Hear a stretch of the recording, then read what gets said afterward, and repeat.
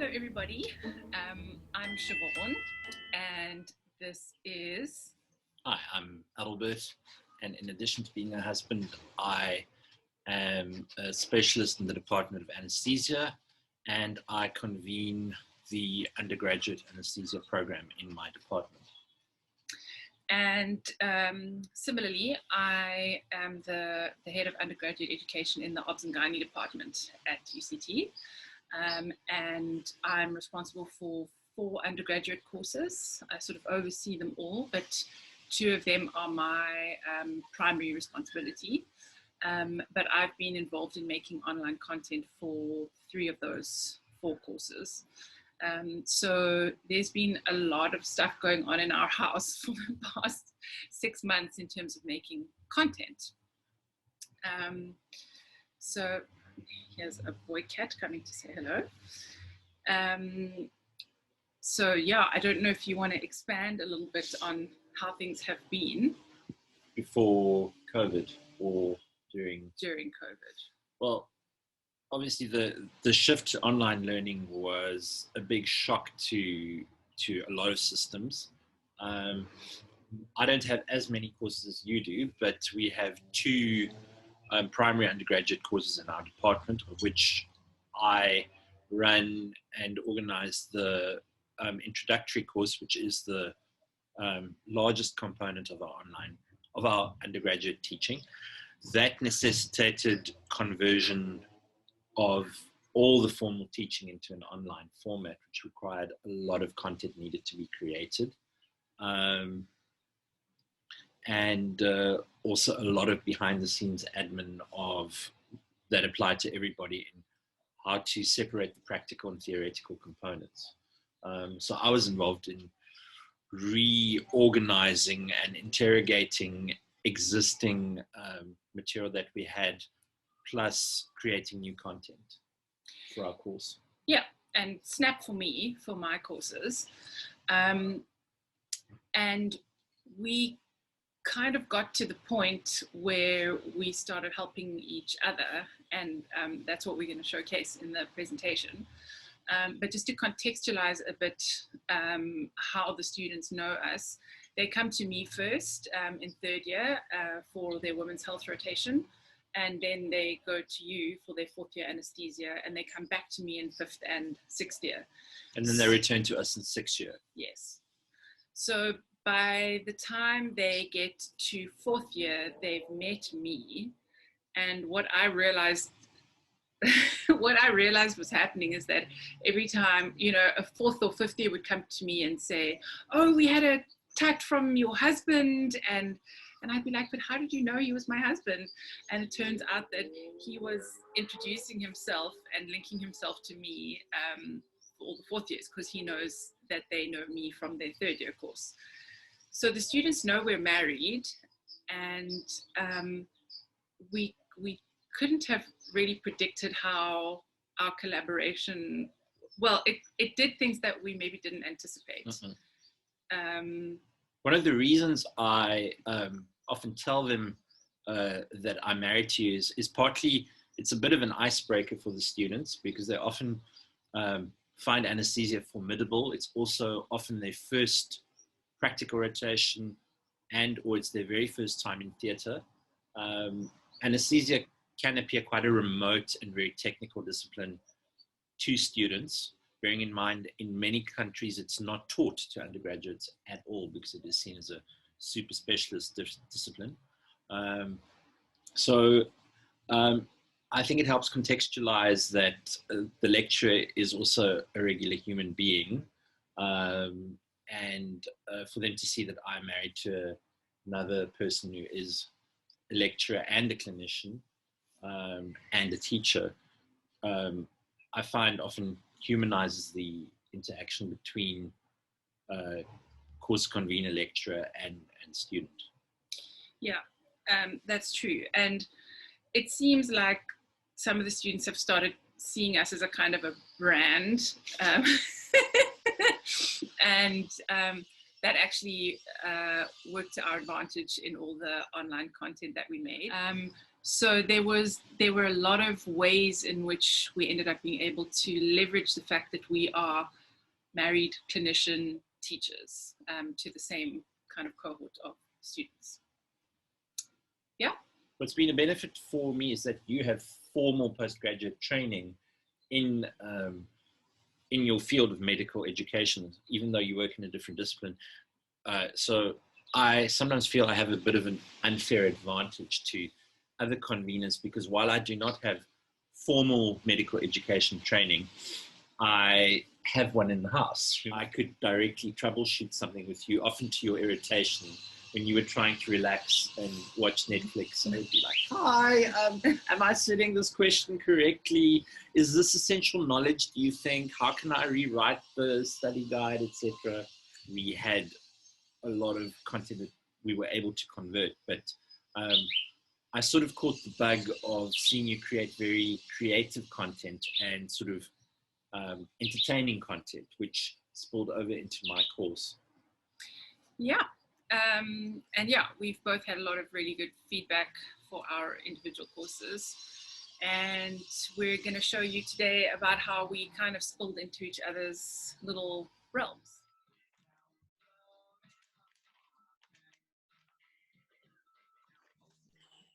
Relationships are so complicated. I don't think I ever want to date. I want to run. I want to hide. I want to tear down the walls that hold me inside. I want to reach out and touch the flame where the streets have no name. Oh no, you're just like the best.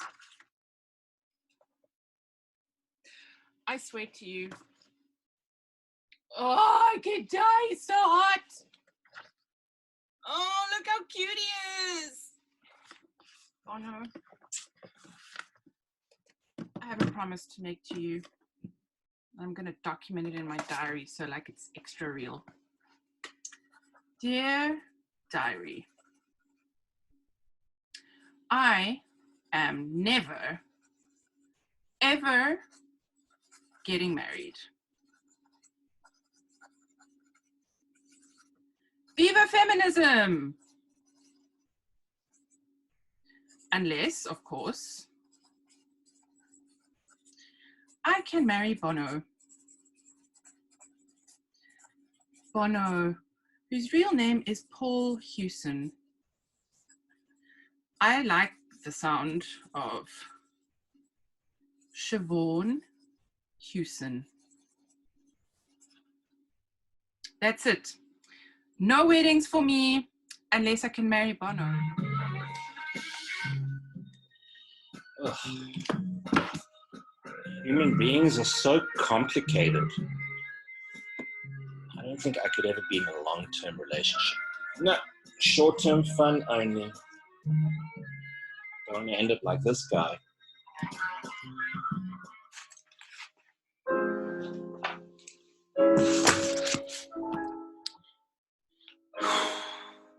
Everybody's pairing up. Doctors dating other doctors, doctors marrying other doctors.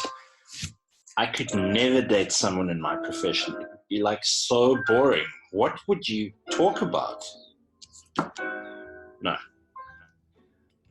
Thanks for the tea. Delicious. So as I was saying, med school is done. I'm just out of this relationship that I've had for the last 2 years, and I am definitely not getting into anything serious in internship. I am done for now. I'm just gonna fly and have fun, and that's how it's gonna roll. Yeah. Okay, so yeah, I have met this guy. He's a medical officer in anesthesia. Thanks, serious. Like, I've seen him once or twice. We don't even spend that much time together. Definitely not serious. Definitely not going there. Yeah. No.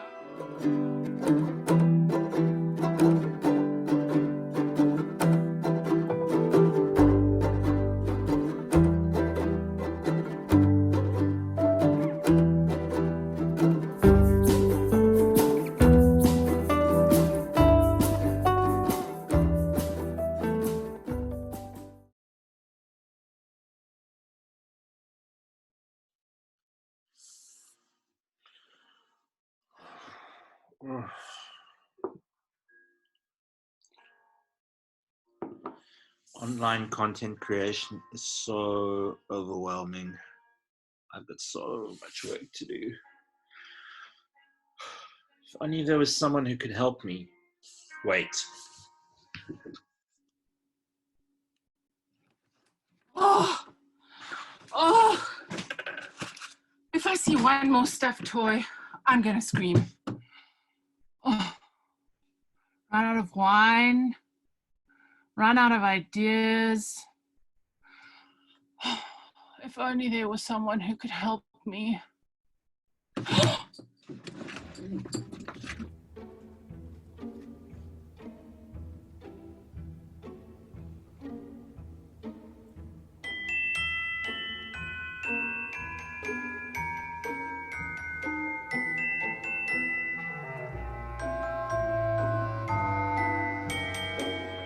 Okay, next patient, Ms. Zoya Lokdalnikov. Did I say that correct? Da, I'm here, doctor. Good morning, ma'am. Hi, I'm Dr. Odinson. How are you doing? I'm good. It's good. I'm strong like Mother Russia. All right. And according to the dates and the ultrasound that was done, you should be 25 weeks now. Da. All right. And may I ask, what do you do for a living?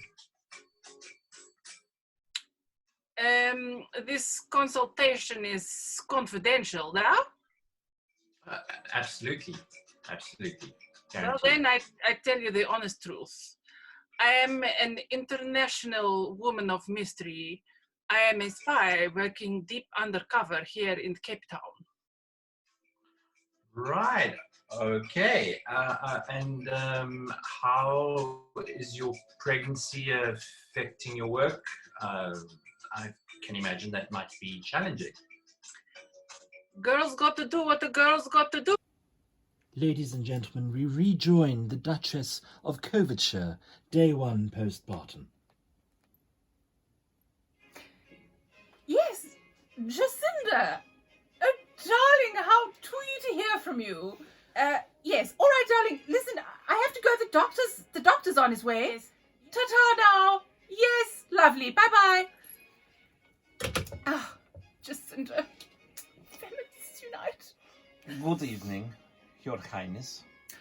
Oh, hello. Good evening. I am Dr. Cherenkov. Aren't you Zoya Lokdalnikov's baby daddy? I do not know of what you speak. Oh, I understand. Keeping it on the down low. But, never mind. My husband does work for MI6, so it's all right. Understood. Is that why you're allowed to have Kat with you in NHS hospital? Oh, Maz has superior clearance for everywhere. She has remarkable healing properties and she's quite an amazing conversationalist. Aren't you, Maz? That may be. I am very concerned, however, about your appearance this evening. You are very, very pale. Yes, of course. Thousands of pounds of La Prairie and my English rose complexion. Of course I'm pale. No, I mean more than usual. Even your hair and makeup is pale. It's whiter than snowfall in Siberian tundra. Remind me so much of summer holidays back in Mother Russia. Oh, well, yes. What do you make of all this, then? I will have to examine you to make sure we do not miss anything. Quite right. As long as we can agree that Zoya is not going to put a hit on my head because you have to do what you need to do, with my lady bits. This looks like a job for the gynae ambassador. Yes, it's you and me on call for all the gynae emergencies in the universe. That's okay. We don't mind the job. And it gives us time to read our U magazine. Let's see what's Hello? Hello, is that the gynae ambassador? Yes, it is. Hi there, it's Dr. Odinson, totally not Dr. Ernst moonlighting as a gynae MO. I look a lot like him though. devilishly handsome. I have a problem. That's all I could find. I am a bit concerned about her. She's not feeling well at all. Right. Yeah, I'm very concerned myself. What do you think, Maz? But I have one question for you. What was the result of her pregnancy test? Oops. Hang on. Let me check that. That's awkward. Trekkies. Okay, people. So I have someone to introduce you to. You may know him as Dr. Odinson. He is Zoya's doctor. But to me, he is in the following most important order. Number 1, he is my husband. And number 2, he is an anaesthetist. As I entered my medical studies, I did find my views were very much broadened. And I generally do support termination in many circumstances, but I don't like getting involved in elective terminations. The thing to remember is to have an outcome that's safe for the patient and safe for you. So nobody should ever do anything under duress. I always, when I was a general practitioner, when women came seeking terminations, I always made sure that they had everything explained to them to the best of my ability, spoken about all the options, and I made sure that I referred them to someone who was competent and safe, and I certainly never judged them. I just want the students to understand that it is possible to do right by your patient and do right by yourself, and not do anyone any harm. Hi guys, this is not Dr. Ernst, in case you were wondering. It's Dr. Gordon. I've come to interfere a little bit in anesthesia and help out with these few slides. We're going to go through some of the physiology of pregnancy that is relevant to anesthesia. You might hear my cat Maz purring her head off on my lap. She's maybe been anesthetized, I don't know, because she's sleeping. But yeah, so before we delve into discussing the practice of obstetric anesthesia itself, it's important to review the physiological changes of pregnancy. This tutorial will serve to provide an overview of the important concepts. See, so beautifully written by Dr. Ernst. I would never say it like that, but it's so lovely. And my husband has written progesterone cleverly compensates for this. So obviously it would have to be a female hormone that's clever. Progesterone cleverly compensates for this by increasing the basal respiratory rate, so that if a GA is done, it will always be done as a rapid sequence induction, or as I prefer to call it with a more kind of a disco theme, a rapid sequence induction. Lol. So this concludes this overview of the physiological changes. And in the next presentation, we will discuss the practical conduct of obstetric anesthesia. And there won't be any more pink slides. But this was fun, guys. I will see you in 5th year. In 5th year, I'll see you in 5th year. It's only a year away. And now, without further ado, we will discuss how to do a rapid sequence induction. A rapid sequence induction. Yay! Yes, I'm back. Interfering some more. In case you didn't realize, Dr. Ernst is my husband, partner, whatever you want to call it. So yeah, fun and games at home during lockdown.